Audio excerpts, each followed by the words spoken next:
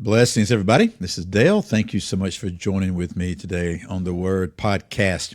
I do really thank you for that because we have many that join us day by day by day, sort of scattered here and there, really all over the world. And I thank you for that. And I do encourage you to share with other folks about these times, with your friends, your family members, even those that would call themselves your enemy, okay? And just tell them what it is. We just gather together for less than 10 minutes and we discuss the things of the Word, and we're seeing what the Lord has to say to us. Usually working our way through a book of the Bible, though sometimes we'll do a topical type study. So of late, we've been in the book of Hebrews, been there for quite a while. And as you likely know, we are in the 11th chapter, the great chapter, the Gallery of Faith, that talks about by faith. And then it shows what these men and women of old had done. So we're in Hebrews chapter 11, verse 13, sort of focusing in on Abraham. A couple of episodes ago, we looked at the big picture of Abraham from just what it said in Hebrews right here. Now we're focusing in a little more detail about what's being said in each one of these verses. In verse 13, it says this: all these died in faith without receiving the promises, but having seen them and having welcomed them from a distance, and having confessed that they were strangers and exiles on the earth. Now, who are all these? We looked at this a little bit in the last episode. Well, there's a couple of things. It's all these that have been mentioned so far in this chapter. They'd all received promises. They had all died, save for Enoch, without receiving the totality of the promises, so they received a portion of it. Abraham's a great example of it. He walked upon the land. He never received all the land. He was told that he would have offspring as numerous as the stars of heaven and the grains of sand on the sea. He did have offspring that he saw, not innumerable like that, but he saw the beginning of that. But he also knew that the land upon which he walked was not the final country. And that's what's being talked about right here. Verse 14 says this: for those who say such things make it clear that they are seeking a country of their own. Okay, they confess that they're strangers, exiles on the earth. One term was aliens. Remember that? They're described as being aliens in the land. Verse 9 said this: by faith he lived as an alien in the land of promise. It was the land of promise. But even when he was living upon the land of promise, he was still an alien there. And he's there with his son Isaac, with his grandson Jacob, and their extended families are growing and growing, but he's still an alien. And so he said that they would acknowledge this, okay? That make it clear that they're seeking a country of their own. Now this gets clarified in the next two verses. Verse 15, and indeed, if they had been thinking of that country from which they went out, they would have had opportunity to return. So he's saying this: if they'd gotten to the promised land, they were living there, but they were thinking about the country from whence they had come, they could have turned around and gone back. Okay, they could have had opportunity to return. They could do that. Why didn't they? Verse 16, Hebrews chapter 11.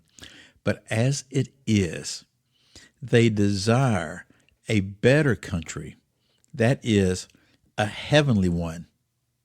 Therefore, God is not ashamed to be called their God, for he has prepared a city for them. Isn't that interesting? God's saying that I'm not ashamed to be called their God, because they did what? They desired a better country. The better country is a heavenly one. Even when Abraham and his wife and the whole family were living upon the promised land, even when they were there, their focus and their attention was upon a better land that was yet to come. In other words, their eyes, their attention were upon the Most High God. And they lived by faith in light of that. And because of that, God was not ashamed to be called their God. Tell you what, let me encourage you to do something.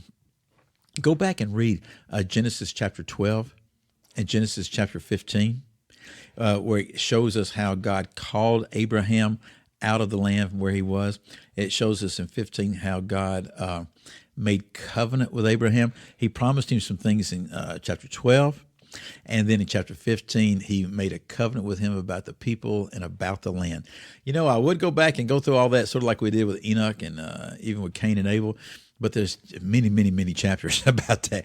Maybe we'll pick that up at some other time and go do a study on Abraham. But it's really important to understand that it was by faith that he did this. But let me tell you, it didn't just stop right there. Verse 16, it says that God is not ashamed to be called their God, for he, God, has prepared a city for them. Okay, so he's prepared a city for them, but there was still a thing of faith. Verse 17, watch this. By faith, Abraham, when he was tested, offered up Isaac.